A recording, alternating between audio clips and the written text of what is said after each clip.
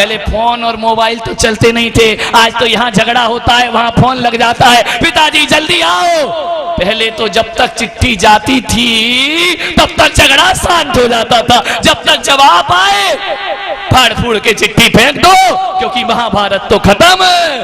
जब से मोबाइल आए हैं तब से बेटियों के घर ज्यादा बर्बाद हो रहे हैं। जब से मोबाइल तुम्हारे घरों में आए हैं सहन शक्तियां खत्म हो गई हैं, आपकी बेटियों की भी सहन शक्तियां खत्म हो गई हैं। पहले आज लड़ाई होती थी, फिर बेटी लिखती थी, फिर लिफाफा लाती थी, फिर टिकट लगाती थी, 8 दिन में पहुंचती थी, पढ़ता था बाप, उत्तर लिखता था, तब तक यहाँ शांति धारा और शांति विधान हो जाया करता था, लड़ाई झगड़े सब। बोले मेरे बाप कहते थे बेटा ससुराल अच्छी हो या बुरी तुझे ही सब कुछ सहना है, इसलिए ससुराल के दुख कभी मेरे घर में मत बताना। जो लड़कियां ससुराल के दुख पीहर में बताती हैं उन लड़कियों का घर उजड़ने में फिर ज्यादा देर नहीं लगा करता है। बेटियों से कहूंगा जब भी ससुराल जाओ, भले तुम पैसे वाले की बेटी हो, कभी ससुराल में बैठकर पीहर की बड़ाई मत करना, अपने माँ बाप की हेकड़ी मत दिखाना, और ये मत कहना कि मेरे बाप के यहाँ 20 नौकर लगे हैं।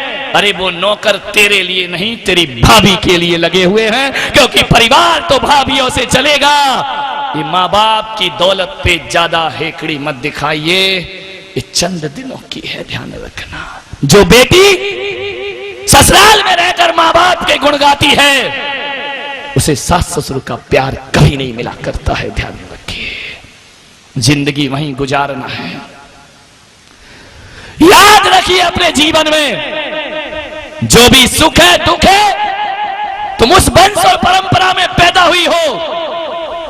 यदि गलत ससुराल मिल जाए तो ये मत कहना कि पिताजी तुमने मुझे कहां पटक दिया है। अरे किसी कुएं में धक्का दे देते ससुराल में, और आजकल ससुराल में उतने दुख हैं भी कहां, थोड़े बहुत दुख हैं। आजकल तो बहू भी ऐसी जाती है कि खूब लड़ी मर्दानी, वो तो झांसी वाली रानी थी। ध्यान रखना, पहले जैसे दुख हैं क्या? सोचिए, थोड़ा सा मन को बदलिए। ससुराल में रहकर पिता से कहना कि तुमने कहां पटक दिया।